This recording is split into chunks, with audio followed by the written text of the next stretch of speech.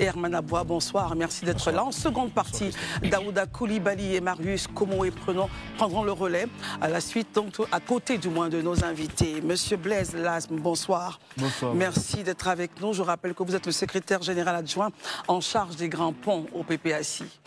Merci d'être avec nous. Merci. Monsieur Kokora Nzi Bernard, bonsoir encore une fois.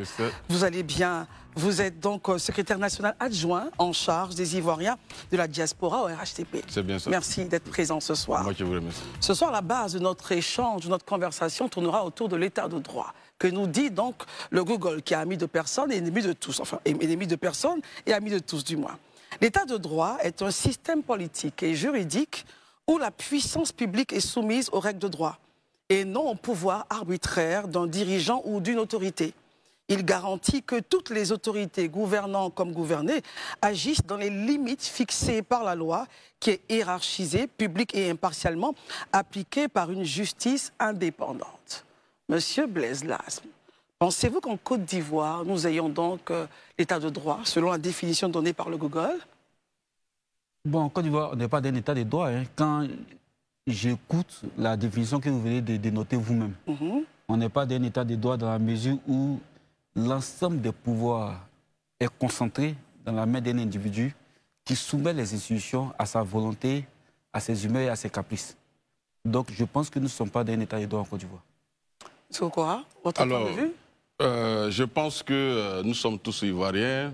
Heureusement que nous avons des regards indépendants donc, qui nous jugent, qui nous regardent. Je crois que depuis 2011, à l'arrivée d'Alassane Ouattara, vous savez tout ce qu'on a eu, on a hérité d'un pays qui était totalement désastreux.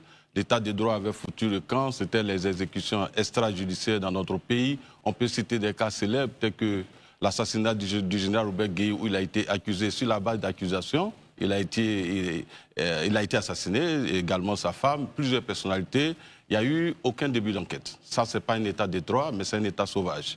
Mais depuis l'arrivée d'Alassane Ouattara, il a déployé les efforts afin que nous soyons véritablement dans un état de droit. Et si aujourd'hui, mon ami frère Blaise Lasme et moi discutons, c'est parce qu'il y a eu donc, des politiques qui ont été mises en place dans le cadre donc, de la liberté d'expression, ce qui n'existait pas avant. Avant, on n'avait pas ces télévisions qui donnaient la parole à tout le monde. Mais vous pouvez avoir des indicateurs aussi que vous pouvez regarder sur Google. Lorsque nous arrivions au pouvoir, en termes de liberté de presse, nous étions à la 155e place. Aujourd'hui, nous sommes à la 53e place au monde, sur 180 pays selon Reporters sans frontières. Donc, on ne peut pas nous dire qu'aujourd'hui, il n'y a pas d'état de droit, c'est la liberté d'expression. Je crois que le 9, les partis politiques de l'opposition ont organisé une belle marche, mais je ne pense pas que dans un état de non-droit, on pourrait permettre à l'opposition d'organiser une telle marche au cours de laquelle des propos très durs, désobligeants ont été prononcés à l'endroit du président de la République sans que quelqu'un soit impliqué. Très bien. Alors je voudrais rappeler, messieurs, les propos donc, que nous avons eus avant cette émission, la courtoisie, la gentillesse, pour que justement les populations ivoiriennes puissent comprendre les points des différents partis politiques. S'il vous plaît, j'insiste là-dessus. Monsieur Blaise, avant d'écouter donc Élisée Boloubeu. Ok, je vais prendre au mot monsieur Kokora. Alors, quand on parle d'absence de l'état de droit, on parle de quoi? En 2011, à l'avènement au pouvoir du chef de l'État, M. Alassane Ouattara, il a été mis en place une commission nationale d'enquête qui était chargée de faire des enquêtes sur les événements douloureux que nous avons connus. Cette commission a abouti au fait qu'il y a eu un certain nombre de morts. Il y a des morts qui ont été imputées aux forces dites pour Gbagbo et il y a des morts qui ont été imputées aux forces dites pour Ouattara. Il y a eu des morts, 200 morts précisément, qui ont été imputées au Dozo.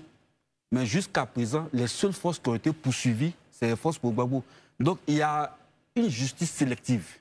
Il y a une sorte d'impunité pour un camp et des rigidités, des rigueurs exagérées pour un autre camp. C'est ça que nous appelons une absence d'état de droit. C'est-à-dire que nous ne sommes pas égaux devant la loi, nous ne sommes pas égaux devant la justice.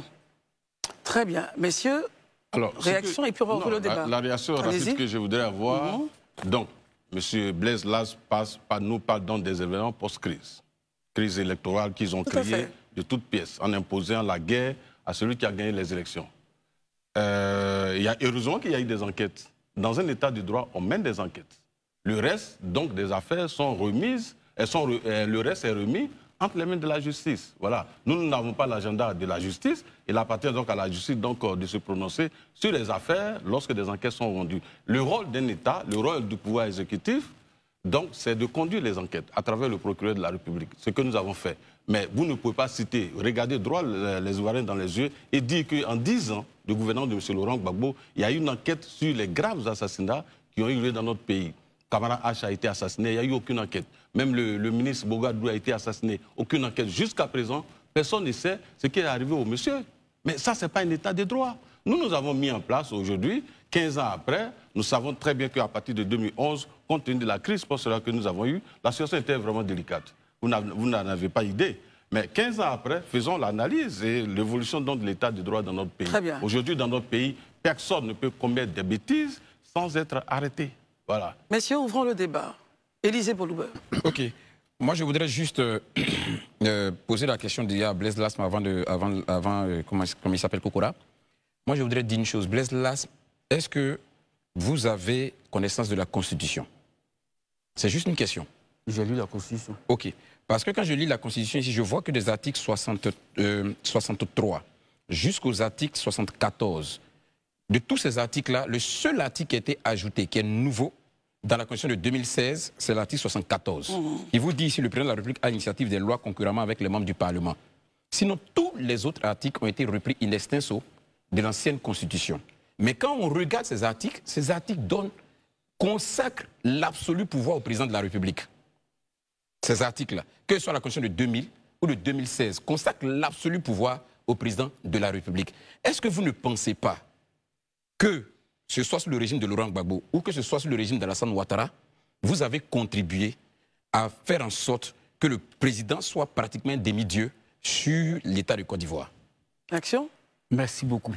Alors, avant de revenir sur la préoccupation d'Élysée, je voudrais d'abord revenir sur celle qui a été posée, la problématique qui a été posée par M. Kokora. Alors, M. Kokora dit qu'eux, ils sont chargés de faire des enquêtes, mais c'est à la justice de mener le processus jusqu'au bout. Alors, je m'étonne de cette justice qui est sélective. Ça, il oublie de le mentionner. À partir du moment où cette justice a eu la force et les moyens de traiter les questions liées aux soldats qui ont servi sous le président Laurent Gbagbo, elle aurait dû avoir la même force et la même célérité qu'elle a eue avant pour traiter aussi les questions liées aux meurtres qui ont été commis par les agents de la rébellion. C'est de ça que nous parlons et c'est pour ça que nous avons qu'il y a une discrimination dans la conduite des affaires de la justice. Ça, c'est important. Mais pourquoi, quand il s'agissait des pauvres Gbagbo, l'accusation ou bien l'État, à travers ce qu'il dit, a fait ses enquêtes, mais la poursuite allait jusqu'au bout. Mais pourquoi arriver sur les pauvres Ouattara, ces poursuites n'ont pas été menées jusqu'au bout? D'où la notion de la justice à double vitesse, de la justice des vainqueurs. Or, partout où il y a justice des vainqueurs, il y a un problème d'état des droits parce que l'état des droits, c'est garantir les mêmes droits à tous les citoyens. Peu importe leur origine, peu importe leur race, peu importe leur appartenance politique. Très bien. La question d'Élysée?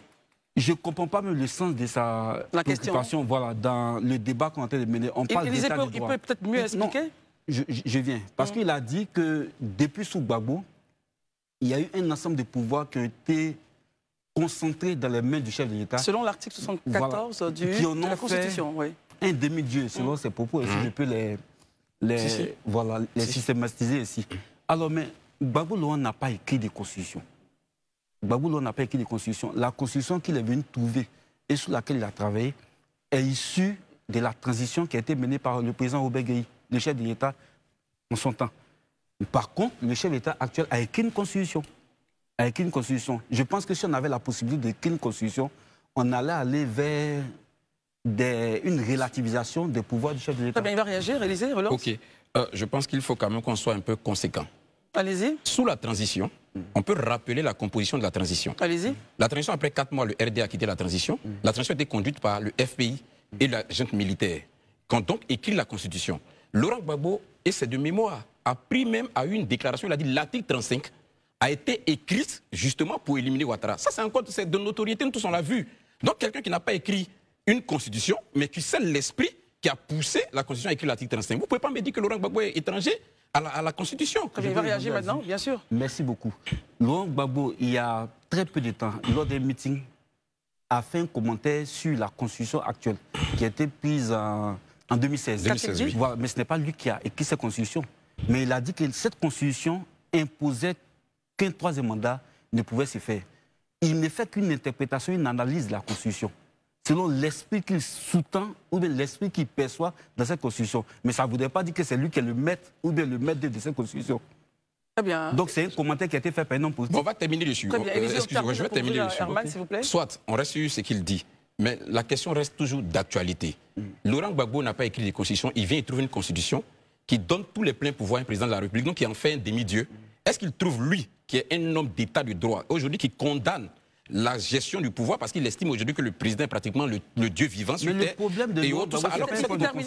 Alors que cette constitution, comme je le dis, de l'article 63 jusqu'à l'article 74, qui consacre les pouvoirs du président de la République, il n'y a qu'un seul article qui a été modifié en 2016. Tout vient de 2000. Donc, on ne peut pas fustiger ça aujourd'hui quand on n'est pas au pouvoir. Qu'est-ce qu'il en pense? Est-ce que c'est peut-être la Constitution ou bien le pouvoir qu'on donne au président ne le constate pas, ne lui donne pas ce statut de demi-dieu qui fait qu'aujourd'hui on a un problème avec? Il va réagir, il va réagir. Est-ce que le débat porte sur le pouvoir du président dans la Constitution? Non. Non. Laissez-le réagir. Okay. Non, le débat ne porte pas sur ça. Allons-y. Le débat porte sur l'état des droits en Côte d'Ivoire. C'est-à-dire, est-ce que le droit, la loi est respectée? On parle même de cette constitution. Le président est garant du droit. Du respect du droit. Le président est garant du respect du droit. Allez-y. Donc, même la constitution dont on parle, nous voudons que cette constitution soit respectée. Il y a problème au niveau de l'état des droits quand la constitution elle-même n'est pas respectée. Donc, le débat ne porte pas sur les pouvoirs qui sont concentrés dans les mains du chef de l'État, mais le débat porte sur le respect de la constitution, le respect stricto sensu de la constitution. Par exemple, quand la constitution dit qu'un troisième mandat n'est pas possible et que quelqu'un s'arroge le droit de faire un troisième mandat et il même sollicite un autre mandat, je pense que ça, ce n'est pas un problème de pouvoir dans la constitution du chef de l'État, mais c'est un problème de respect de la constitution dans les normes qui ont été dictées. Herman. D'abord, il y a une première question là, pour rester avec M. Bless là. C'est vrai que vous dénoncez un certain état de droit, une assemblée d'état de droit. Durant vos années de pouvoir, pourquoi n'avez-vous pas mis vous-même en place des réformes qui allaient peut-être rendre sereine tout cet arsenal juridique là pour qu'on puisse garantir plus ou moins un état de droit? Vous savez, nous, dans ce pays-là, on nous connaît comme des combattants de la liberté et de la démocratie. Nous nous sommes battus pour qu'il y ait des urnes transparentes en Côte d'Ivoire. Nous nous sommes battus pour que le vote s'efface à l'âge de 18 ans. Nous nous sommes battus pour l'institution d'une commission électorale qui soit indépendante. Nous avons mené des batailles et nous avons eu des grandes victoires. Donc le problème, je reviens là-dessus, n'est pas ce qui est écrit même dans la Constitution, mais c'est l'utilisation qu'on en fait. Je vous donne un exemple, je reviens là-dessus. La loi dit, cette Constitution actuelle qu'on a, dit qu'un individu ne peut pas faire plus de 2 mandats. Mais c'est lorsqu'un individu essaie de faire plus de 2 mandats qu'il y a problème. Donc le problème ne réside pas dans la Constitution, mais le problème réside dans la volonté de respecter ou non les tests chez certains individus. Ceux d'en face disent par exemple que nous sommes dans une nouvelle république donc, qui remet à plat l'ancien national constitutionnel. Avec tout le respect que je lui dois, je pense que c'est de la mauvaise foi. Parce que M. Bakongo, par exemple, qui n'est pas quelqu'un de mon parti, qui est aujourd'hui secrétaire exécutif du HDP, a dit que l'article 183 interdisait au chef de l'État actuel de pouvoir se présenter un 3e mandat. Il s'est appuyé sur l'article 55, il s'est appuyé sur l'article 183.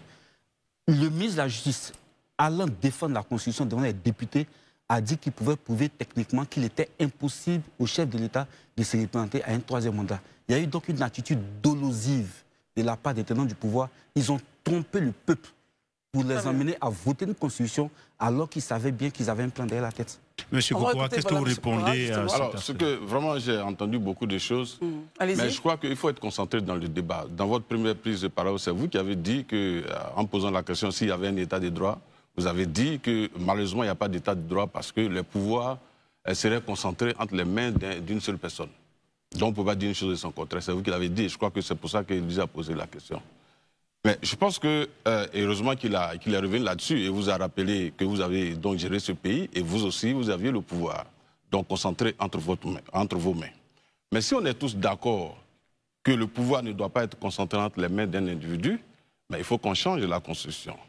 Vous ne pouvez pas prendre le prétexte qu'en 2000, vous n'étiez pas au pouvoir, donc vous n'avez pas voté une Constitution et donc vous n'êtes pas responsable de cette Constitution. Je peux comprendre. Mais lorsqu'on arrive au pouvoir, en tant que président de la République, on peut initier, si on n'est pas d'accord avec la constitution qu'on a trouvée, on peut initier donc une constitution. Une réforme constitutionnelle. C'était derrière ça ma question. Voilà. Donc M. Laurent Gbagbo, il a dit clairement au Forum pour la réconciliation nationale qu'il ne ferait pas voter une nouvelle constitution. Ça veut dire qu'il était entièrement d'accord avec la constitution de 2000. Et d'ailleurs, vous l'avez dit, ils étaient avec le général Obeguei. Certains conseillers du général Obeguei étaient du FI, Lida Kwasi et autres. Ils étaient des conseillers. Vous êtes restés membre du gouvernement, vous êtes responsable de cette constitution. Vous avez donc contribué à son élaboration. Donc vraiment, il faut assumer ses responsabilités dans l'histoire. Alors, vous savez, l'état de droit ne pourra pas être garanti si on a des gens qui pensent qu'ils ont le pouvoir d'interpréter les lois et de décider à la place de nos institutions. Vous avez parlé de justice, mais lorsque des positions sont posées dans un pays, vous avez votre position de dire que quelqu'un ne peut pas faire un autre mandat. Les autres disent qu'il peut faire un autre mandat. Mais quand les débats ont eu lieu, qui a le pouvoir et l'autorité de décider?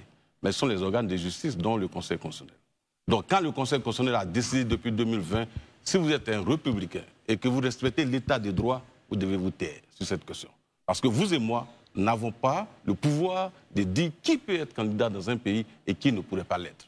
Le faire, c'est un déni que vous faites à nos institutions. Et ça, ce n'est pas l'état de droit. L'état de droit, ce n'est pas le jugement à géométrie variable. Que lorsque les décisions vous arrangent, l'état de droit est là, la justice est bonne. Mais quand elle ne vous arrange pas, les décisions de justice ne sont pas bonnes. Mais je vais revenir là-dessus. Vous avez dit une chose qui est grave.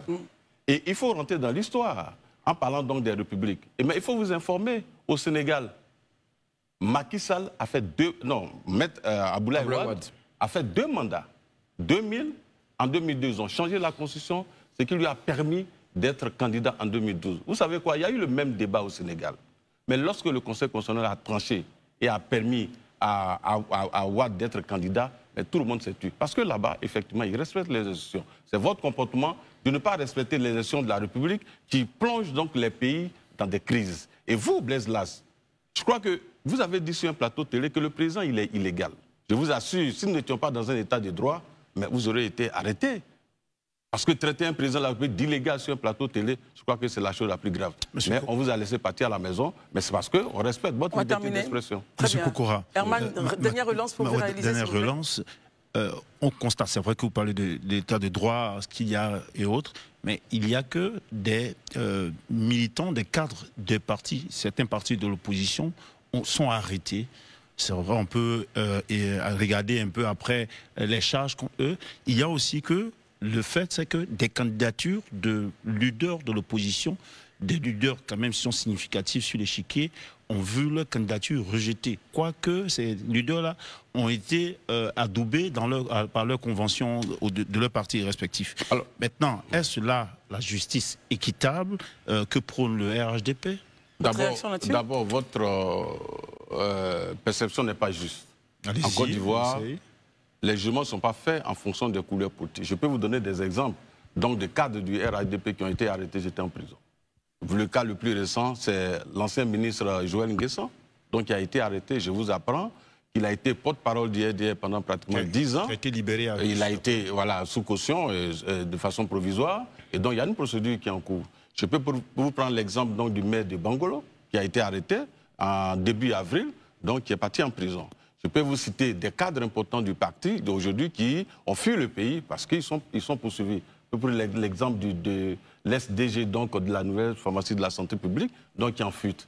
Je peux vous prendre même des militants du RADP qui jusque-là sont en prison. On a un célèbre activiste des réseaux sociaux qui défend le régime, Choupapi, mais aujourd'hui il est en prison. Tout ce que vous citez ne sont pas des faits d'atteinte à la sûreté de l'État et autres. Mais là, non, vous dites, est-ce qu'on arrête? Non, non, ce n'est pas les faits qui comptent. On va l'écouter peut-être. S'il vous plaît, vous avez posé une question qui est précise. Vous m'avez demandé, vous avez dit, ce sont les cadres de l'opposition qui sont arrêtés, j'étais en prison. Donc, je vous donne aussi des noms des cadres du RADP mis en prison. Maintenant, si tu veux revenir sur les faits, là, il appartient à la juge d'apprécier les faits. Mais sur le fait que les gens sont traités de façon équitable dans notre pays, devant la justice, je vous ai donné des exemples. Je vous rappelle, dans ce pays, Mme Simone Veil Gbagbo, elle a été poursuivie pour crime contre l'humanité, elle a été jugée en Côte d'Ivoire et acquittée. Ça, c'est l'état de droit. Très bien. Elle n'a pas été acquittée, elle a été condamnée. Élisée, vous n'avez pas la parole. Il y a eu deux faits. D'abord, atteinte à la sûreté, et puis ensuite, crime contre l'humanité, où elle devait aller à la CPI. L'État de Côte d'Ivoire décide de la juger ici. Herman, on va écouter Élisée. Je vais poser une question à M. Kokora. M. Blaise Lass m'a dit quelque chose quand même qui mérite qu'on puisse y jeter un œil. On prend les événements, c'est vrai que vous aviez dit qu'à cause de l'état de droit, il y a eu des gens qui ont été condamnés et autres, mais il y a des événements quand même qui restent des événements importants dans la vie de la nation. C'est ça. On a les crimes par exemple de Djokwe, dans le cadre de la crise post-électorale. C'est ça.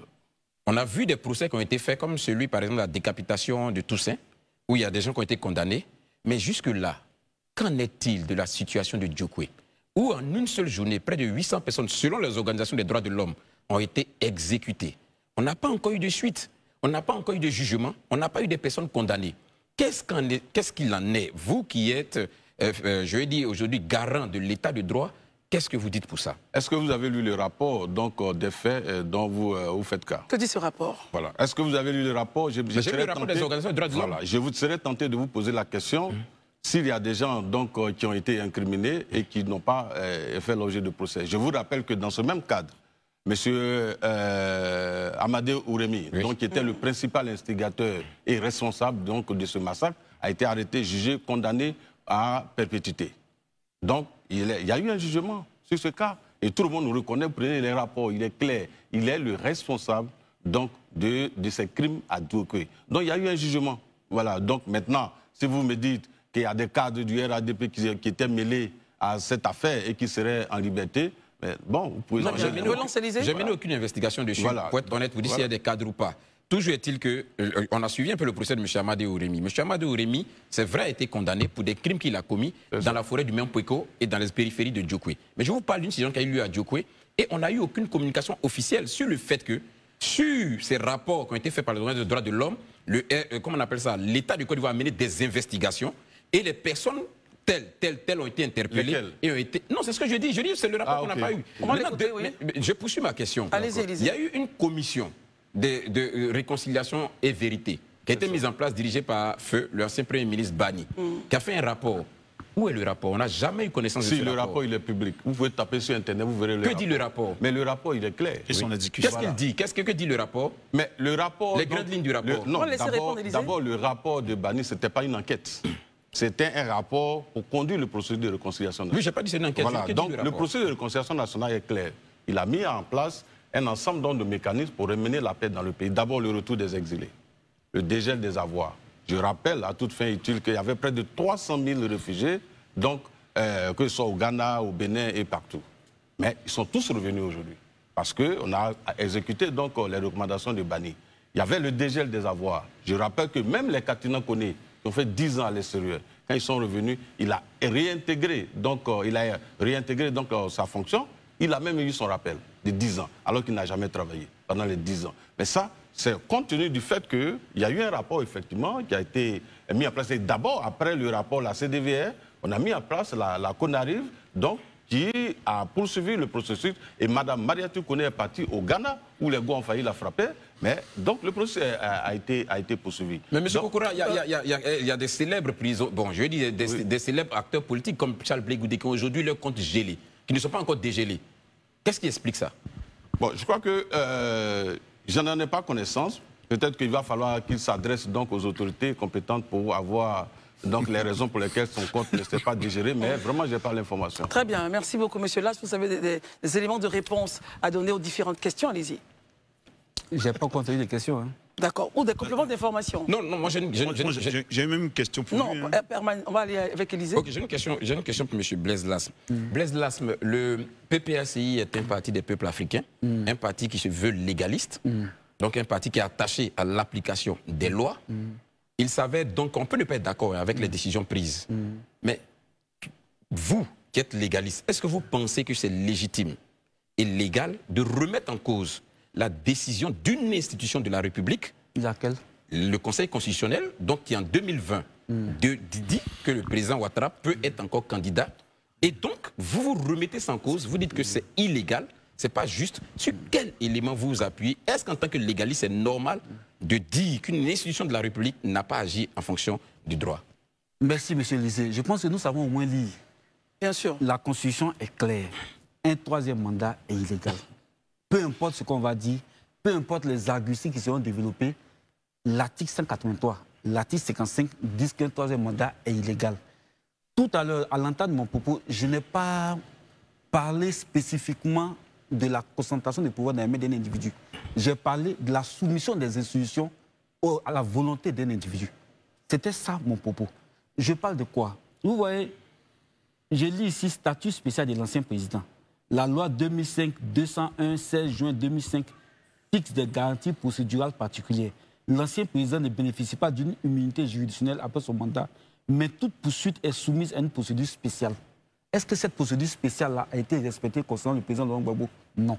Quelle est cette procédure spéciale? En cas de poursuite pénale, le procureur général, près la Cour de cassation, doit saisir le bureau de l'Assemblée nationale. Okay. Le Parlement est convoqué et statué par un vote spécial aux 2 tiers de ses membres. Est-ce que ça a été fait?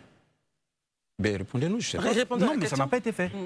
C'est de ça qu'on parle. C'est pour ça qu'on parle d'état de droit qui est menacé en Côte d'Ivoire.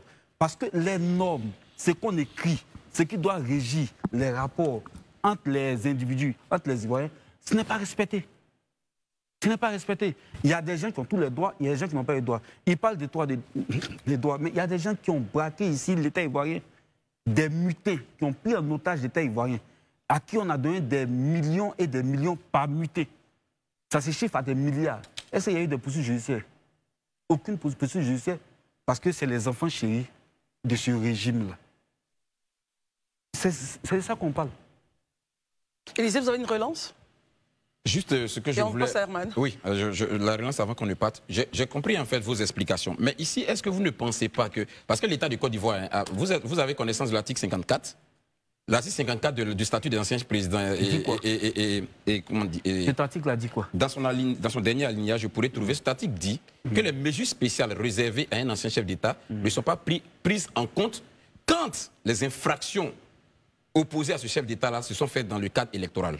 Donc, c'est ce que l'article 54... Très bien, Élisée va vous sortir l'article pendant qu'on passe à Herman. Je peux l'aider s'il veut. Si vous avez l'article devant vous, allez-y, Élisée. On va l'écouter, l'article. Malheureusement, il ne lise pas les lois. Allez-y. Alors, l'article 54 dit « Les mesures spéciales instituées en matière de poursuite ou d'arrestation d'un ancien président de la République, d'un ancien chef... » L'article 54 de quelle constitution? De la constitution de 2016. 2016? Oui.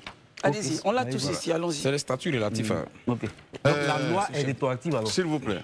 Les mesures spéciales instituées en matière de poursuite ou d'arrestation d'un ancien président de la République, d'un ancien chef ou président d'institution ou d'un ancien membre du gouvernement pour les faits criminels ou délictuels par lui commis ne prospèrent pas pour les poursuites donc des infractions perpétrées lors des campagnes électorales ou à l'occasion des élections. Les poursuites de ces infractions sont régies par les dispositions du code électoral, du code pénal et du code de procédure pénale. Très bien, merci beaucoup, M. Koukoua. Allez-y, monsieur. Ok, il avait dit tout à l'heure qu'on ne lit pas la Constitution. Il ne suffit pas de lire, il faut comprendre ce qu'on dit. C'est ça qui est vraiment fondamental. Il parle de la Constitution de 2016. On parle des faits de 2011. Non, ce qu'il a cité, excusez-moi, non, ce qu'il a cité, c'est la loi sur 2016. Non, la loi sur les statuts. Mais entendez-vous au moins non, d'abord, ce n'est pas la Constitution. Excusez-moi, c'est la loi.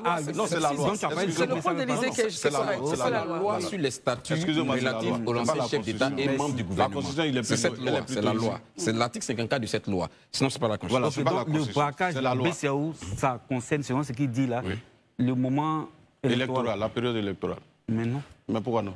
Mais non. Mais pourquoi non? Mais non. Expliquez. Mais le dit braquage, d'abord, même tout à l'heure, ce qui me plaît, c'est qu'il s'est contredit lui-même. Il a parlé du ministre Kone Katina, qui est revenu, qui a eu son rappel des choses. Des avoirs. Voilà, 10 ans. Bon, ça, c'est à vérifier parce qu'il dit souvent des choses. Ah bon, donc ça doit lui, dire c'est à vérifier. Mais pourquoi tu as vérifié alors que c'est pas vrai? Ce que tu dis pas quoi de tu dis pas souvent des choses qui sont vraies. Donc, non, c'est ton cas. A-t-il reçu son argent ou non? Peut-être que toi, tu as l'habitude de dîner. Donc je te donne l'information. Non, ça, c'est une information à prendre sur les pincettes. Bon, tu as donné des informations ici. Très bien, donc alors, comment M. Kone Katina, qui est l'auteur, d'après le RHDP de ce braquage-là, puisse bénéficier même d'un rappel de son solde? Pour vous, c'est incongru? C'est incongru, c'est paradoxal, et ça démontre que ces accusations sont fantaisistes. C'est tout ce que j'ai à dire là-dessus. Très bien. Herman, vous demandiez la parole? À M. Blaise Lastman. Les rapports d'observateurs internationaux pointent souvent des lacunes démocratiques qui persistent en Côte d'Ivoire, hier comme aujourd'hui. Donc, votre parti peut-il donner des leçons aujourd'hui au parti au pouvoir pendant que, comme on l'a dit plus tôt, ce parti-là, lorsqu'il avait les affaires par le passé avec l'ancien FPI, n'a pas lui-même initié des réformes structurelles pour changer la CEI, la Constitution et bien d'autres choses, puisque la corruption que vous dénoncez aujourd'hui continue. La quoi? La corruption que vous dénoncez aujourd'hui était là hier. Réaction? Quand le président Laurent Gbagbo prend le pouvoir, il met en place des mécanismes pour pouvoir juguler la corruption. L'un de ces mécanismes, c'est la mise en place du SICFIP, Système intégré de gestion des finances publiques, pour optimiser et rationaliser la gestion des finances publiques. Laurent Gbagbo, il fait un appel à compétences pour recruter ceux qui doivent gérer les impôts, la douane, les trésors. Mais il y a eu un ensemble de mesures qui ont été prises pour pouvoir favoriser, en matière de gestion financière, une gestion optimale. Donc nous avons travaillé à ce que la corruption ne soit pas endémique, à ce que la corruption soit contenue. Mais il faut aussi revenir au contexte dans lequel nous sommes. C'est pourquoi je ne suis pas à l'aise quand ceux-là nous critiquent. Non, on va pas dire ceux-là. Ah oui, quand le bien sûr. RDR devenu RHDP nous critique. Mais on a gouverné ensemble. C'est pas utile. Hein. Allons sur le RHDP directement pour éviter justement... Non, il ne faudrait pas qu'ils aient aussi honte de leur passer parce qu'ils tentent de gommer. Non, c'est pas grave, c'est pas grave. Mais ici sur le plateau, allons dans le RHDP. Non, il y a un problème avec la loi. Non, allons-y, allons-y. Non, c'est vous qui avez un problème dans la Monsieur Lasman, je vous laisse pour répondre à ma question. Voilà, donc je veux dire que quand le président Laurent Gbagbo prend le pouvoir, il met en place des mesures pour rationaliser la gestion de la chose publique. Il met en place des mesures, des cadres réglementaires pour contenir et régler les questions de corruption qui étaient endémiques. Donc c'est ce que je veux dire. Et puis Laurent Gbagbo, quand il a été question des travers économiques, notamment dans le secteur café, il a agi. Très bien. Il a agi. Laurent Gbagbo n'est pas comme le chef de l'État actuel. Parce qu'on ne va pas dire que quelqu'un a détenu au fait 100 milliards et puis on le laisse comme ça. Mais tout à l'heure, M. Kokora l'a dit, il y a eu des cas aussi pour lesquels des responsables d'institutions, d'appareils ont été jugés. Pour exemple, des menus feuilletés. Vous considérez ça comme un menu feuilleté? Oui, ça c'est des menus feuilletés. Il y a des gens qui ont détenu à la geste aussi, près de 1000 milliards qui ont disparu, au fait, à l'Ain-Sud. Il y a eu des structures d'État qui ont été pillées à la psychologie. Tout, avec la bienveillance, complicité du régime, ça n'a pas donné lieu à des poursuites sérieuses. Très bien, monsieur, non, permettez à ce qu'il réagisse, s'il vous plaît. Alors, heureusement, vous avez posé la question sur la corruption. Oui, allez-y. On peut interroger les rapports, les indicateurs. Heureusement qu'il dit que Laurent Gbagbo a mis des structures en place qui n'ont pas fonctionné. Je lui rappelle à sa jeune mémoire que lorsqu'il partait du pouvoir, nous étions classés par Transparency International à la 159e place. Aujourd'hui, nous sommes à la 69e place. C'est près de 100 places que nous avons gagnées grâce aux mesures mises en place donc, par le président de la République. Je lui rappelle que la Cour des comptes, par exemple, a toujours existé dans nos différentes constructions. Elle n'a jamais vu le jour. Nous l'avons mise en place à l'effet de contrôler donc, la gestion de l'État. Je lui rappelle que nous avons créé un ministère spécial dédié à la lutte contre la corruption et aujourd'hui qui est passé comme institution la Haute Autorité pour la bonne gouvernance. Nous avons mis en place le pôle pénal économique qui aujourd'hui juge donc les voleurs à col blanc, tous ceux qui détournent de l'argent. Mais ce qu'il oublie, c'est que la structure que Laurent Gbagbo a mise en place... Laquelle? Il a dit son nom, peut-être il peut rappeler, parce qu'aucun Ivoirien ne se souvient de ça, là, parce qu'elle n'a jamais fonctionné. Le SICFIP. Mais le SICFIP... Non, je suis un ignorant, il n'y a pas de problème. Non, je suis un ignorant, il n'y a pas de problème. Pourquoi je pose la question? En fait, donc j'ai dit le SICFIP. Monsieur Lass, est-ce que vous pouvez vous calmer dans le débat? Allez-y. Soyez poli. S'il vous plaît, monsieur. Allez-y. Je ne vous ai pas encore agressé. Et donc là, j'ai dit, le SICFIP qu'il a mis en place, il a dit que c'était pour assainir les finances. Mais la corruption, ce n'est pas seulement au niveau étatique, la corruption, c'est dans la société. Il faut effectivement lutter efficacement avec des institutions, des campagnes de sensibilisation, avec tout un mécanisme, donc à la base de sorte à ce que du bas peuple au sommet de l'État, on puisse donc véritablement lutter contre la corruption. Donc nous avons mis en place des mécanismes aujourd'hui qui ont donné des résultats probants. Nous sommes à la 69e place aujourd'hui sur 180 pays donc, au monde. Je rappelle que lorsqu'il partait du pouvoir, la Côte d'Ivoire occupait pratiquement la dernière place en Afrique en concurrence avec le Cameroun. Parce que nous étions un pays totalement corrompu. Et il nous parle donc de la filière café-cacao. Les détournements ont commencé depuis pratiquement 2003, où Laurent Gbagbo, même un jour, agacé par ces détournements, a crié « Vous volez, on vous le dit tout le temps ». mais vous n'écoutez pas, un jour on va vous attraper jusqu'à pour vous attraper. Et c'est sous la pression des bailleurs de fonds, après rapport, sous la pression de menaces donc de couper tous les liens avec la Côte d'Ivoire en termes donc économiques, qu'ils ont été arrêtés. Mais je rappelle qu'ils ont été arrêtés en 2007 jusqu'au départ de Laurent Gbagbo. Ces malheureux n'ont jamais fait face à un procès. C'est lorsque nous sommes arrivés au pouvoir en 2011 qu'ils ont été jugés. Donc, vraiment, c'est bien beau. Bien. Et aujourd'hui, mais c'est grave de ce qu'il dit. Il dit des gens auraient détourné 1000 milliards à la géostratégie. Je ne sais pas s'il comprend bien les chiffres. Un pays qui fait du détournement, un principe de gouvernance, on est tous d'accord que les bailleurs de fonds donc, vont sortir de ce pays. On se rappelle qu'en 1998, pour 18 milliards détournés, les bailleurs de fonds sont partis de la Côte d'Ivoire. Ils ne savent rien de la gouvernance. Je lui rappelle que la fondation Mo Ibrahim pour la bonne gouvernance en Afrique, aujourd'hui, hier, nous étions à la 46e place en 2011, sur 54 pays. Savez-vous à quelle place nous sommes aujourd'hui? Nous sommes à la 16e place. Bon. Et non, vous prenez le MCC, je termine. Parce que voilà, non, je termine. Vous prenez le MCC, le Millennium Challenge Corporation, oui. Donc qui classe ou bien qui évalue la gouvernance dans un pays. C'est une agence américaine. Quand nous arrivions au pouvoir en 2011, la Côte d'Ivoire remplissait 4 critères sur 20.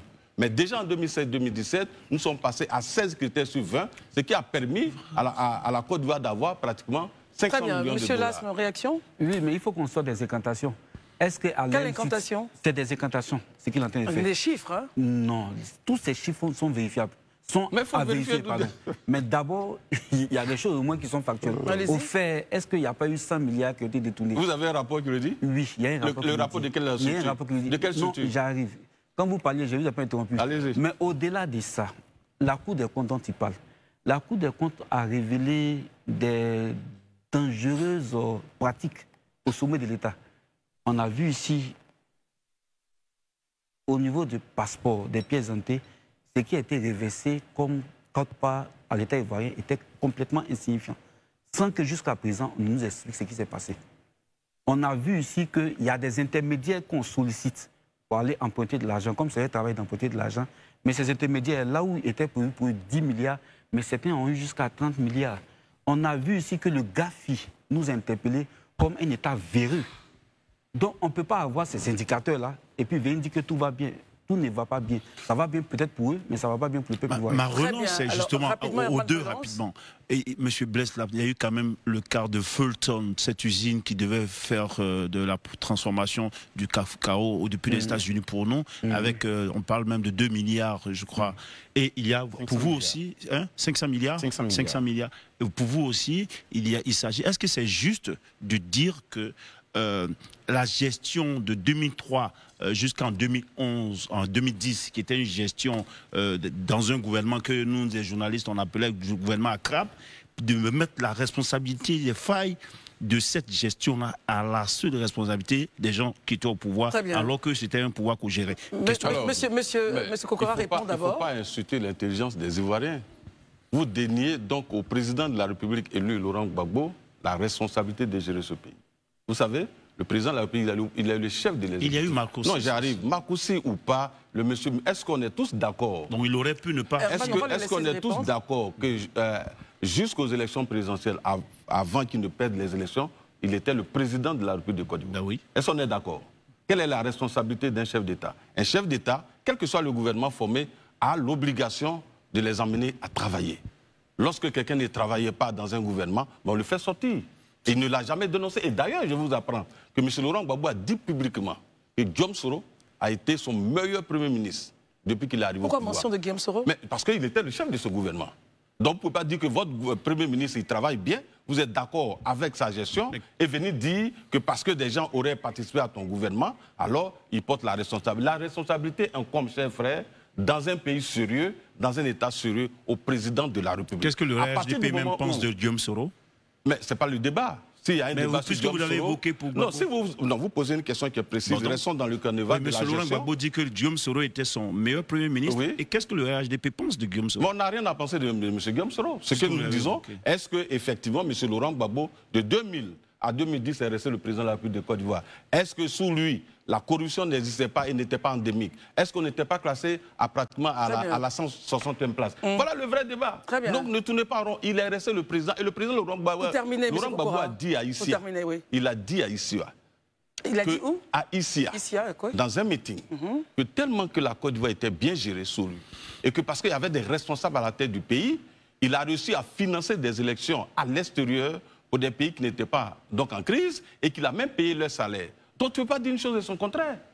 Voilà, Quel rapport? Le rapport, c'est sa responsabilité de gérer le pays. Et donc les bons points dont il s'attribue, c'est parce qu'il est le président de la République. Et quand il le disait, il n'avait pas dit que ces points bons selon lui, parce que financer les élections à l'extérieur, pour lui, c'est parce que la Côte d'Ivoire se portait bien. Donc, si la Côte d'Ivoire se portait bien et qu'il disait que c'est parce qu'il gérait bien, mais quand on relève aussi les impairs, les incohérents dans sa gouvernance, tu ne veux pas jeter la responsabilité sur les autres. Vous estimez que Laurent Gbagbo a mal fait d'accepter le deal de Macron 6 qui a conduit à ce gouvernement. On va sortir pour... D'abord, lorsqu'un président de la République a failli, lorsqu'il a failli à sa mission de protéger le pays, alors qu'il a reçu un pays en entier, il a juré donc en prêtant serment pour dire je protège la Constitution, je protège l'intégrité du territoire, et qu'un an après, il faillit à sa mission, mais d'ailleurs il devait être poursuivi.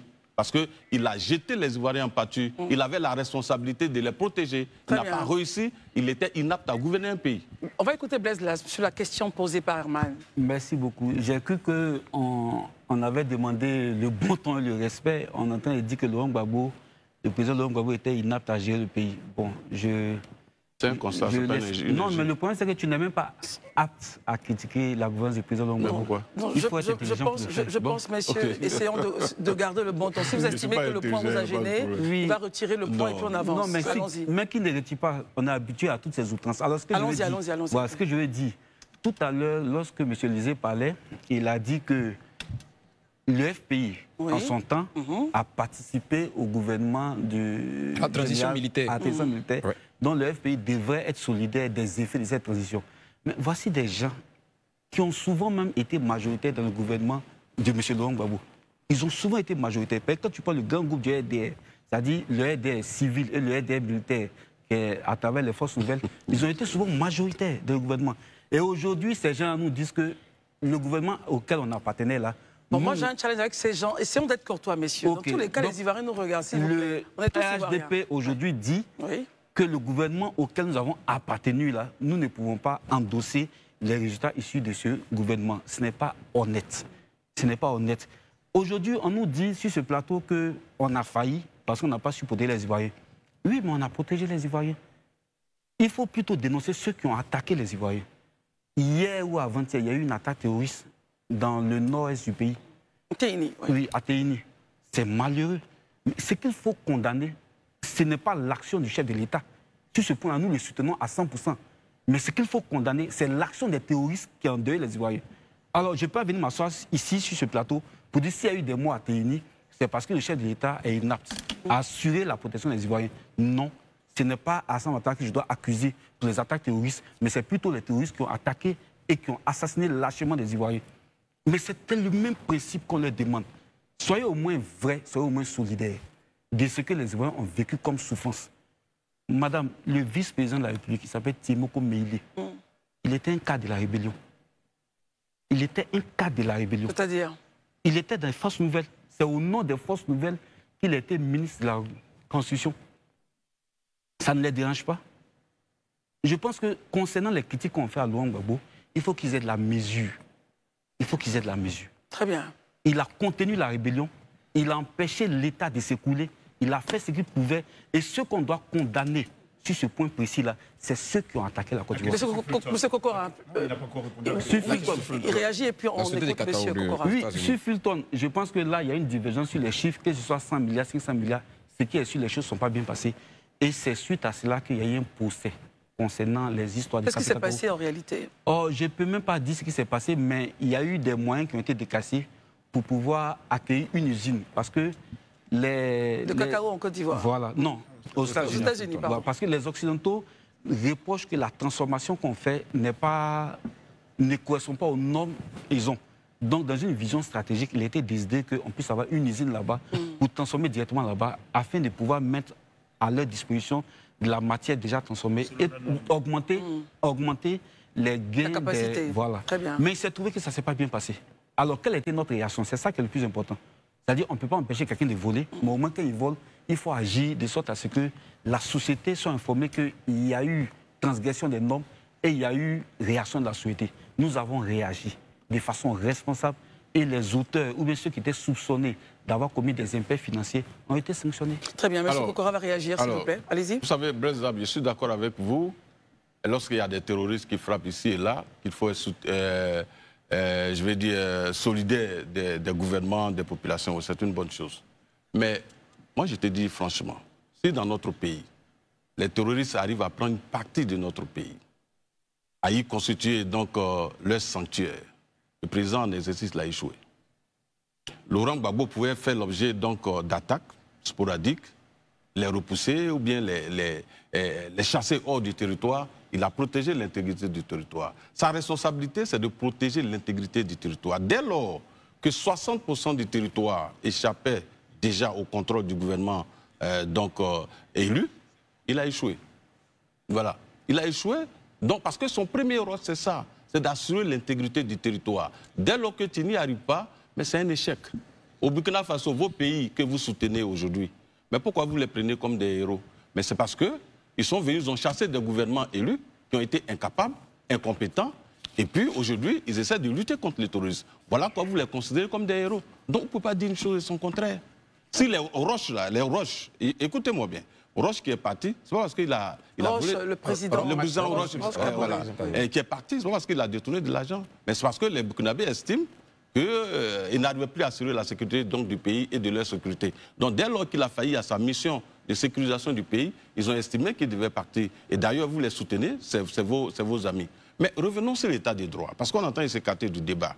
Vous savez, M. Blaise Las, il parle dans un état de droit. Dans la bonne conduite, en tout cas. Voilà, dans un état de droit, ce monsieur, il a dit à Dabou dans un meeting que bientôt ils seront au pouvoir. Et les militants du RADP qui ont du boulot à Dabou doivent s'apprêter à les quitter, à perdre leur boulot. Vous avez affirmé il a dit lors d'un meeting, et la vidéo a été très virale sur les réseaux sociaux. Qu'est-ce que vous reprochez à ces propos-là? Dans un état de droit, on ne dit pas ça. L'égalité doit être assurée dans un pays. Quelqu'un a eu un emploi, qui est un emploi licite, vous ne pouvez pas dire que lorsque nous allons arriver au pouvoir, nous allons les chasser. Très bien. Vous allez les chasser. Monsieur Kokora, ça, ce n'est pas un état de droit. Et d'ailleurs, vous voulez revenir au pouvoir encore pour pratiquer les mêmes choses que vous avez faites. Monsieur Kokora, écoutez-moi. On part au journal présenté par Isabelle Vauvert. Je rappelle aux téléspectateurs que nos invités restent. Et lorsqu'on reviendra, Marius Como et Daouda Coulibaly prendront le relais. Mais M. Blaise Las aura l'occasion donc de répondre. Bonsoir à tous, bonsoir Kokora, bonsoir M. Blaise. Avant la publicité, avant donc de rejoindre Isabelle Vauvert au journal, une question avait été posée par M. Kokora Anzi relativement à certains de vos propos tenus en meeting à Dabou. Est-ce que vous reconnaissez justement les propos tenus? Alors, madame, mes propos relèvent même du domaine public. Donc, c'est des propos qui sont consultables. Je pense que ces petites manipulations, on ne doit même pas s'y attarder. J'ai été très clair. Et ils savent ce que j'ai dit exactement. Pour ceux qui n'auraient pas suivi, qu'avez-vous dit concrètement? Alors, j'ai dit qu'on prendra le pouvoir en octobre et que ceux qui sont aujourd'hui au pouvoir, je parle des ministres, je parle des gouvernants, bien entendu, il n'y aura pas de gouvernement d'union ni de gouvernement d'ouverture. On va gérer le pouvoir par nous-mêmes, selon notre vision, avec nos hommes, de sorte à ce que demain, ils ne viennent pas encore nous dire qu'ils ne sont pas responsables de la participation qu'ils ont eue à notre gouvernement. Donc celui qui est ministre, par exemple, aujourd'hui de l'industrie ou bien de je ne sais quoi, mais quand Laurent Gbagbo vient au pouvoir en octobre 2020, il ne sera plus ministre. C'est tout ce que j'ai dit, je n'ai pas dit autre chose. Concernant l'emploi public, j'ai même précisé dans le même meeting que je rêve d'une Côte d'Ivoire où on ne dira pas qu'on te donne un emploi parce que tu viens du parti au pouvoir. J'ai même précisé ça. Dans le même meeting, j'ai même dénoncé le fait que les gens lient l'accès aux emplois à l'appartenance politique. J'ai précisé ça dans le même meeting, mais ils ont fait de ne pas écouter, nous parlent d'autre chose. Ce n'est pas moi qui ai dit si tu n'es pas RHDP, libère le tabouret. Ça, c'est eux. C'est eux qui ont théorisé. C'est eux qui ont théorisé, je précise, le rattrapage ethnique. Ça, ce n'est pas nous. Alors, il ne faudrait pas qu'ils nous mettent dans la plaisanterie alors que le débat est sérieux. On parlait d'état de droit. Quand on parle d'état de droit, on parle de quoi? Par exemple, je vous fais rapidement une panoplie de mauvaises gouvernances qui ont été observées. Allez-y. Voilà, par la Cour des comptes. Et après ça, il n'y a eu aucun effet. C'est ça qui est le débat du jour. Le débat du jour, c'est l'état des droits. L'état des droits. Alors, quand on dit qu'il y a des recettes de 878 713 francs pour les passeports, il y a eu un détournement qui est massif. Pourquoi il n'y a pas eu de suite judiciaire? Quand on dit qu'il y a eu un dépassement de 204% sur les frais et commissions liés à des emprunts, c'est-à-dire au lieu de 40 milliards, on a payé 82 milliards à des intermédiaires qui sont allés chercher crédit pour nous. Et les défenseurs du RGP viennent nous dire non, mais ça va. Mais si ça va, pourquoi on a souscrit à des mécanismes pour nous protéger des fonds vautours? C'est de ça que je parle. Je parle de détournement dans...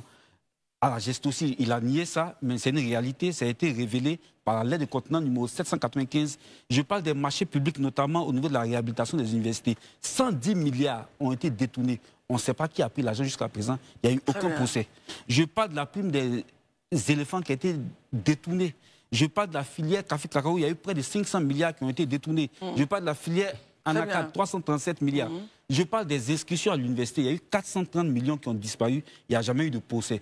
Je parle du programme présidentiel d'urgence. Il y a eu 400 milliards qui ont disparu. C'est de ça que je parle. Permettez qu'il réagisse, M. Kokora. Ce que je veux dire, heureusement que les propos de mon frère Lasman donc, sont publics. Il a dit expressif verbis. Lorsque nous allons prendre le pouvoir, les militants du RADP de Dabou doivent s'apprêter à quitter donc, leur emploi. Il a dit clairement. Donc, il ne faut pas essayer de faire des contorsions pour justifier. Il n'a pas dit des ministres, il a dit les militants RHDP de Dabou. On peut retrouver... c'est des choses qu'on va vérifier. Voilà, on va peut-être avancer dans le débat. Vous êtes exprimé, donc, il est clair que pour moi, cela relève d'un manque d'état de droit. Parce que dans l'état de droit, vous pouvez arriver au pouvoir et puis Kokora peut garder son boulot. Sans aucun problème. Non, mais ça, tu dois dire ça. J'arrive, s'il vous plaît. Monsieur si je suis militant de Dabou, ce n'est pas parce que Blaise Las arrive au pouvoir que mon emploi doit être menacé. Donc, si tu pensais effectivement que c'est des ministres dont tu parlais, mais tu avais donc la latitude d'expliciter tes propos de sorte à ce que ça ne crée pas d'interprétation. Très bien. Revenons maintenant au point énoncé par M. Lasman. Vous savez, il dit la lettre du continent. Vous savez, Laurent Gbagbo a été accusé ici d'être le père des escadrons de la mort par le journal Le Monde.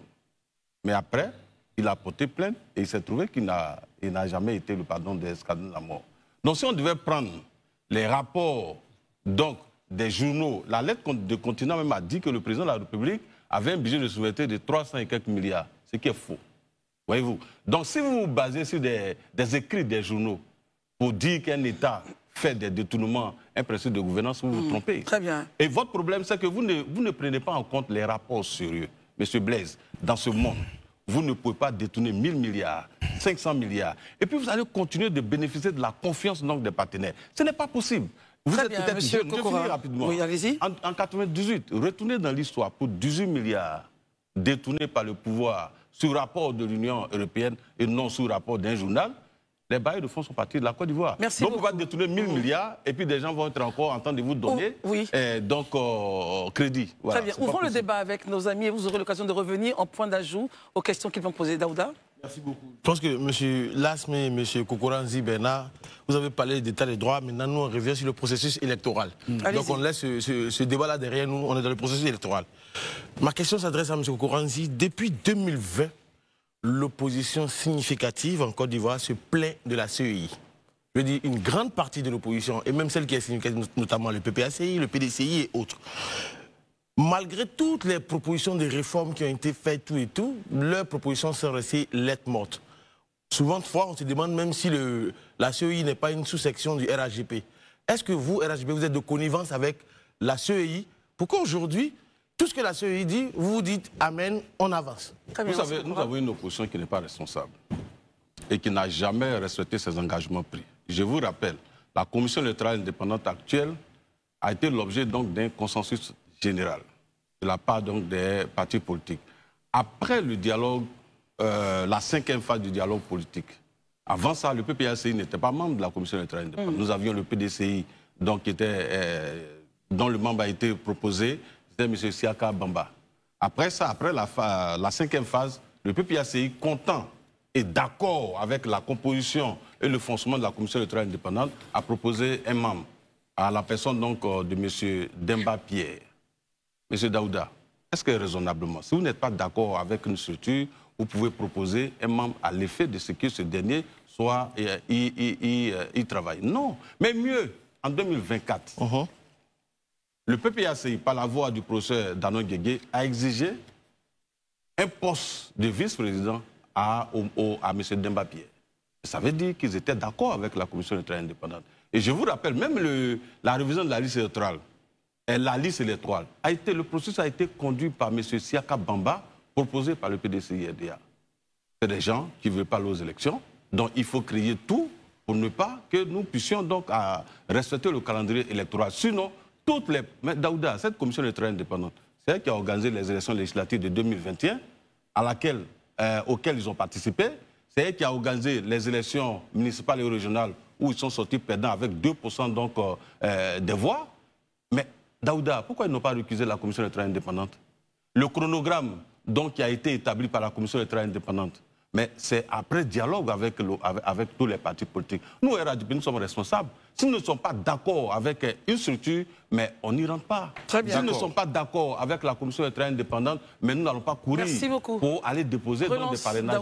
Voilà. Non, ma relance s'adresse directement à M. Lasme, parce que sur la question, il a posé des questions qui sont dans vos reportages. Vous accusez constamment la CEI de partialité, notamment le PPACI, le PDCI, le Front commun, tout et tout, mais vous continuez tout le temps de participer au processus. Et souvent, vous avez tendance à dire que les dés sont pipés d'avance. Pourquoi vous y allez, M. Lasme, malgré que vous savez que rien ne va à la CEI? Est-ce que c'est une façon pour vous de dire, de contester au cas où il y a une défaite? Voici la question. Allez-y, M. Lasme. Merci beaucoup. Mais d'abord, je voudrais revenir sur les propos de M. Kokoa. Tout à l'heure, il a parlé des journaux, mais j'ai parlé du rapport de la Cour des comptes 2022 qui a dénoncé des graves irrégularités dans la gestion financière de l'État. Donc pas d'un journal? Oui, pas d'un journal. Alors, c'est un rapport sérieux. Voilà. Maintenant, revenons sur la CEI. Vous savez, est-ce que nous sommes dans la CEI? Non. Vous êtes sortis? Voilà. Nous avons discuté avec le gouvernement. Et voici ce que nous avons proposé au gouvernement. Nous voulions d'une CEI sans parti politique. Parce que pour nous, il était incongru de mettre dans l'organisation des élections des gens qui concourent parce que l'habitage allait être difficile. Parce que chacun, peu importe ce qu'on dit, va essayer de préserver les intérêts. Ne pas juger parti. Voilà. C'est ce que nous avons proposé. Ils ont dit non, de façon catégorique. Aujourd'hui, nous n'avons ni l'intention, ni la volonté, ni les moyens de faire une rébellion comme eux. Nous sommes obligés de nous inscrire dans une démarche politique. Donc on peut dénoncer pour dire qu'on n'est pas d'accord, mais ce n'est pas parce qu'on n'est pas d'accord qu'on va s'exclure totalement du processus. Donc nous sommes logiques, nous sommes cohérents, nous avons décidé de faire une résistance politique, une résistance civile à la forfaiture qui est en cours à travers la CEI. Mais ce n'est pas pour autant qu'on va abandonner le processus électoral, parce que l'objectif c'est ça. C'est qu'ils multiplient les entorses de sorte à ce que, députés, nous puissions dire on vous laisse. Mais non, on ne va pas laisser. Très bien. Daouda, permettez à ce qu'il réagisse rapidement. Non, d'abord, c'est une grosse incohérence. Vous avez retiré votre confiance à la commission électorale indépendante. Vous avez demandé sa dissolution. Mais vous ne pouvez pas retirer votre confiance à une structure et puis vous participez au travail de cette structure. C'est une grosse incohérence. C'est un manque de responsabilité, chers frères. Et puis, quand vous dites, vraiment soyez sérieux dans ce pays, vous oubliez que c'est vous qui avez initié la commission électorale indépendante. En 2001, est-ce que la commission électorale indépendante que vous avez mise en place, il n'y avait pas de parti politique? Je rappelle que sur pratiquement 16 membres, le FPI que vous avez abandonné entre les mains de M. Afinguessan avait pratiquement 12 personnalités au sein de la commission électorale indépendante. Donc aujourd'hui, vous êtes frappé. Donc, non, j'arrive. J'ai dit 2001. En 2001, vous pouvez reprendre, et je crois que Mme Maître Yapoubi a sorti, non, Doumbia Ibrahim, donc, le secrétaire exécutif adjoint chargé des élections, a sorti donc le décret.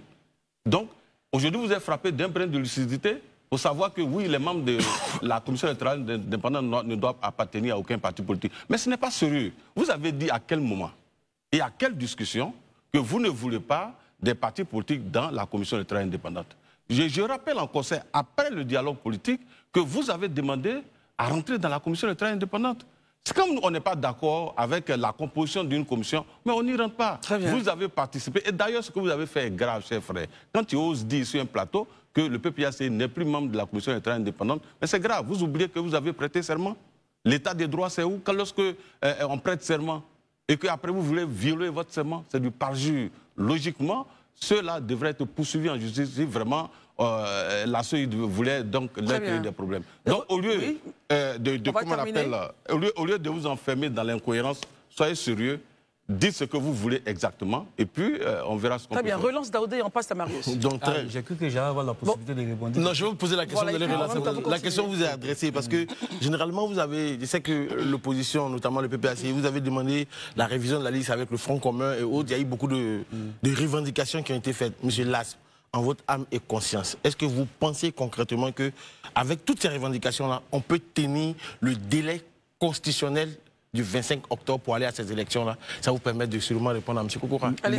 Merci beaucoup, M. Daouda. Alors, en 2020, il y a eu une révision de la liste électorale qui a commencé en juin. Ça n'a pas empêché que l'élection puisse se tenir. Bon, élection en griffe, hein, parce que en 2015, il y a eu une révision de la liste électorale en juin. Ça n'a pas empêché que l'élection puisse se tenir. Alors, qui refuse que les conditions soient transparentes? Mais c'est bien eux. C'est bien eux. Je répète, nous ne sommes pas d'accord avec la forme actuelle de la commission électorale indépendante, qui n'a rien à voir avec la commission électorale indépendante que nous avions proposée quand on était au pouvoir. Ça, c'est de 1. De 2, la commission électorale qui a organisé les élections en 2010, mais elle était ultra dominée par l'opposition. Ça n'a pas gêné le président Laurent Gbagbo. Parce que c'est un démocrate qui est sûr de lui et qui est confiant de sa légitimité ou bien en sa légitimité au sein du peuple ivoirien. Mais aujourd'hui, on voit des gens qui prétendent avoir travaillé, des gens qui prétendent être légitimes, mais qui s'accrochent comme un naufragé à la CEI, qui refusent toute initiative tendant à instaurer un peu de transparence. Mais c'est eux qui ont un problème. Ce n'est pas le fait qu'on aille déposer nos dossiers au niveau de la CEI. Bon, quand on ne dépose pas nos dossiers au niveau de la CEI, on fait comment?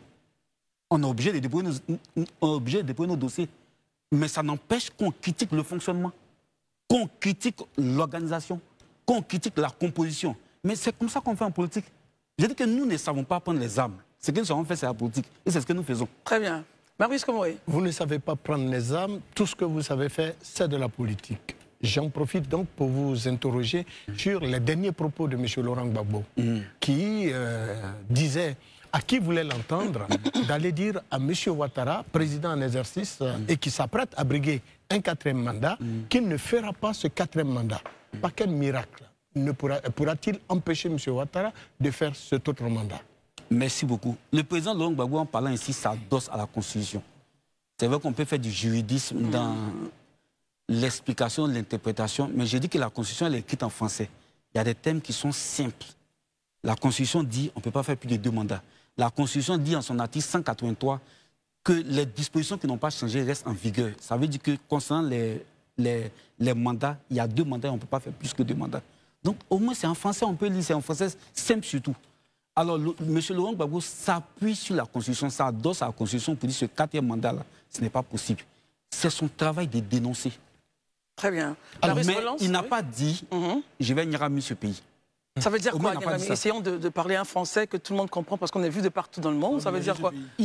Il n'a pas dit que je vais Niarami ce pays. M. Laurent Gbagbo n'a surtout pas dit mélanger, c'est ça. Je vais rendre ce pays ingouvernable.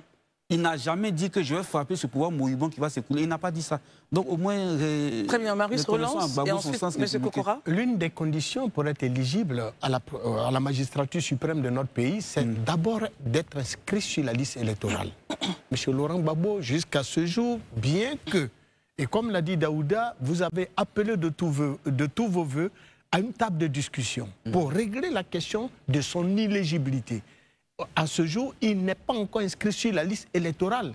Et pourtant, vous êtes allé déposer ces dossiers de candidature. À quelle fin? Merci beaucoup, M. Blaise. M. Lasme. J'aime bien cette question. La discussion que nous appelons, c'est pour apaiser les tensions, pour éviter les tensions. On a vécu quelque chose en 2010 qu'on ne doit plus jamais vivre. Il faut, en toutes circonstances, peu importe nos envies de prendre le pouvoir, pour mettre en œuvre les solutions qu'on a pour les Ivoiriens, il faut éviter que ceux pour qui on doit travailler là puissent trépasser à travers des confrontations électorales. pour nous, c'est fondamental. Il faut préserver la vie des Ivoiriens. Mais je viens sur ça, parce que c'est fondamental. Pourquoi nous déposons la candidature du président Laurent Gbagbo? Mais nous nous adossons à la Constitution. Madame, la Constitution dit quoi? Pour ne même pas me tromper... En quel article? Parce qu'on l'a avec nous, on peut suivre avec vous. L'article 55. Je ne veux même pas me tromper, donc j'ai dû même imprimer pour venir avec ça. Le chapitre 2, l'article 55 nouveau? Oui, je pense. Voilà. Le président de la République est élu pour 5 ans au suffrage universel direct. Il n'est rééligible qu'une fois. Il choisit un vice-président de la République en accord avec le Parlement.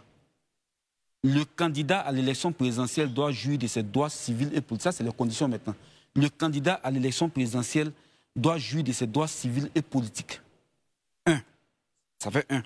2. Il doit être âgé de 35 ans au moins. Tout le monde sait au moins que Gbagbo est âgé depuis de 35 ans. Il doit être exclusivement de nationalité ivoirienne. Il est exclusivement ivoirien, le président Laurent Gbagbo. Né de père ou de mère ivoirienne d'origine. Voici ce que la Constitution dit en son article 55 concernant les conditions d'éligibilité à la présidence de la République. Donc nous nous adossons sur la Constitution. À aucun moment, la Constitution ne nous dit qu'il faut qu'il soit sur la liste électorale. À aucun moment. Très bien. À aucun moment. Et pourtant, et que dit le code électoral en la matière? Est-ce que le code électoral est au-dessus de la Constitution? Très bien, monsieur Kokora. C'est quand même, je vais dire, nous sommes à un débat sérieux. Mais j'ai posé une question. Oui, bien sûr, il va réagir. Nous sommes à un débat sérieux. D'abord, cher ami, heureusement que tu n'as pas réussi à nous donner la composition de la commission électorale indépendante que vous avez mise en place en 2001. Je te rappelle, tu vas chercher encore, vous étiez majoritaire à l'Assemblée, à la commission électorale indépendante en 2010, mais naturellement, vous avez échoué en 2002 à faire face à une rébellion. Donc, vous ne pouvez pas faire autrement. Voilà, vous étiez avec Guillaume Soro. Rébellion dans laquelle Timo Kombeli était là. Mais ça, c'est ton problème. Okay. Voilà. Donc, je rappelle l'histoire de notre pays, ce qui a fait que vous n'étiez pas majoritaire. Ce n'est pas par volonté, hein. Voilà. M. Laurent Gbagbo n'avait pas le choix. D'ailleurs, voilà pourquoi il a rempli la commission électorale indépendante, donc de représentants du président de la République, du ministre de l'économie et des finances, du ministère de l'Intérieur, tous ceux-là, à l'Assemblée nationale, vous avez rempli la commission électorale indépendante pour essayer d'équilibrer les choses. Donc, ce n'est pas par volonté. Alors, c'est vrai, je vais revenir sur la question des élections, mais vous avez la facilité d'accuser les gens. Il ne faut pas oublier que Laurent Gbagbo a été président de la République de 2000 à 2010. Et c'est sous lui que la rébellion a éclaté. Quelle enquête a-t-il menée pour situer les responsabilités? Mais vous avez le malin plaisir, sur les plateaux télé et partout, donc d'accuser le RDR et autres. Arrêtez. Après avoir éliminé le général Robert Gueye, en l'accusant publiquement sur des chaînes de télé qu'il était l'auteur de la tentative de coup d'État et que vous avez épaté à la RTI pour se proclamer président, et donc vous avez éliminé sa femme et autres. Et après, vous accusez le RDR. J'aurais voulu que dans un État sérieux, et malheureusement, nous ne sommes pas dans un État de droit, parce que dans un État de droit, lorsque vous soupçonnez des gens, vous mettez en place un procédure d'enquête pour citer les responsabilités. Mais jusqu'à présent, vous n'avez rien fait avant de partir du pouvoir. Vous avez accusé les gens. Et sur la base de ces accusations farfelues, vous avez failli tuer Alassane Ouattara. Donc il faut arrêter. Vous n'avez aucune preuve. Revenons sur la question, s'il vous plaît, M. Kokora. M. Laurent Gbagbo, effectivement, il s'adosse à la Constitution. Mais il faut lui rappeler que ce n'est pas lui qui interprète la Constitution. Il n'est pas le juge constitutionnel. Dans un État de droit, pour revenir sur le thème, dans un État de droit, c'est le Conseil constitutionnel seul qui a le pouvoir et l'autorité de dire « Monsieur, vous pouvez être candidat ou vous ne pouvez pas être candidat ». De quel droit M. Laurent Gbagbo peut dire qu'un autre Ivoirien ne puisse pas être candidat? Il dispose de quels moyens? Donnez-nous les moyens dont il dispose pour empêcher la candidature. C'est un droit. La volonté d'être candidat, là, c'est un droit.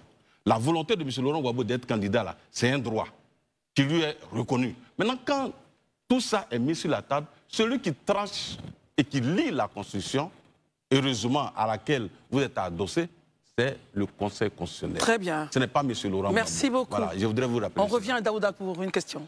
Moi, je vais aller sur une question sécuritaire, parce que dans ce pays-là, on a assisté dernièrement à certaines manifestations, ça et là. Monsieur Kokora, ma question s'adresse à vous, parce que généralement, j'ai l'impression que le RAGP a un super pouvoir. Super pouvoir, pourquoi est-ce que je le dis? Parce que quand certains opposants veulent faire des manifestations, bizarrement, c'est assez complexe sur le terrain.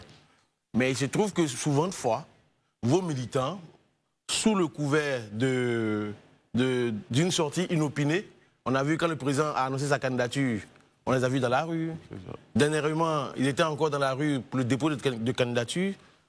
Pourquoi quand c'est vous, il n'y a pas de problème, mais généralement, quand c'est les gens de l'opposition, il y a ce type de problème. Ah non, on estime qu'on parle d'atteinte à la sécurité de l'État, ça et là et autres. Non, il ne faudrait pas avoir le jugement à géométrie variable. Bon, peut-être. Il faut observer. Donc mettez-le dans l'axe, M. Kokora. Je vous rappelle que lors du procès de M. Tidiane Thiam, les députés du PDCI et leurs militants ont marché de la permanence du PDCI du plateau au palais de justice.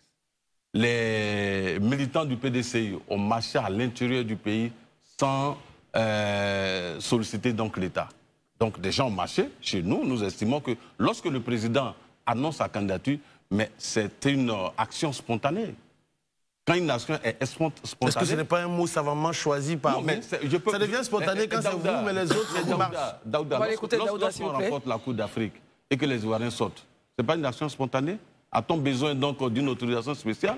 Lorsque, en France, le PSG gagne et que les Français sortent, c'est une manifestation spontanée. Mais si un parti politique veut marcher pour protester, d'abord pour leur sécurité, ils ont besoin d'être encadrés par la police. Et on définit l'itinéraire. Ça existe partout dans le monde entier.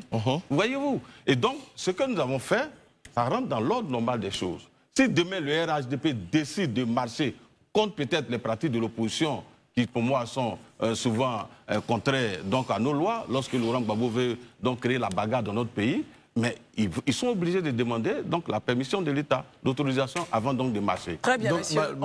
On va permettre à M. Blaise... Mais je voulais lui poser une question en même temps pour justement lui permettre de répondre. Il nous reste 2 minutes, messieurs. Oui, très rapidement. Monsieur Las, généralement, à l'opposition aussi, soyons sincères, vous avez tendance à crier à la liberté qui est bafouée, à chaque interdiction de marche et autres. Mais soyons sérieux. Est-ce que quand, généralement, vos marches tournent à certaines choses. On a vu un bus qui a brûlé à Yopougon, des véhicules de police qui ont été caillassés. Un de vos militants qui a affirmé face caméra qu'il est membre du PPACI et qu'il a été envoyé tout et tout. Est-ce que finalement, vous êtes incompris ou bien vos militants sont des pyromanes ou bien des anges? Allez-y, monsieur Las. Merci beaucoup. Le PPACI, dans le cadre du Fonds commun avec le PDCI, a organisé une marche.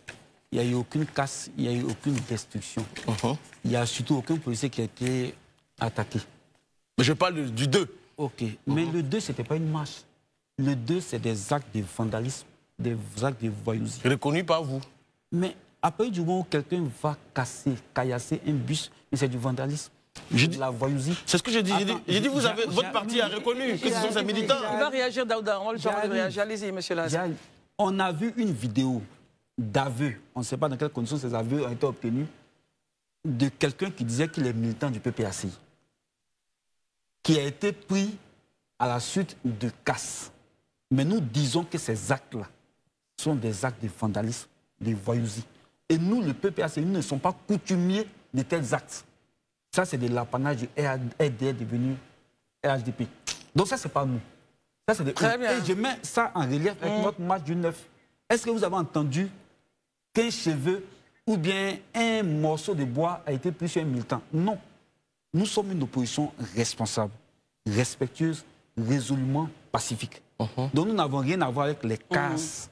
Ça, c'est pas nous, ça. Très bien. En même temps, vu le temps, votre mot de fin en même temps, et on passera la parole à monsieur Kokora pour son mot de fin. J'ai commencé. Normalement, c'est moi qui dois terminer. Non, par contre, ça, c'est pas totalement faux. Ok, on va vous donner cela. Mais ici, les lois, c'est moi qui les donne, monsieur Las. Mais je vous concède cela. Voilà. Il veut prendre ta place. Monsieur Kokora, voilà, allez-y. Ok, il n'y a pas de problème. Je constate que c'est le comportement de nos amis du PPACI. Gbagbo veut prendre la place du Conseil constitutionnel. Et donc, M. Blaise veut prendre la place de l'animatrice. Donc, c'est juste pour plaisanter. Alors, je pense qu'il faut être...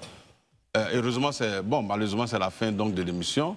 Ce que je dois dire, c'est que nous allons à une élection.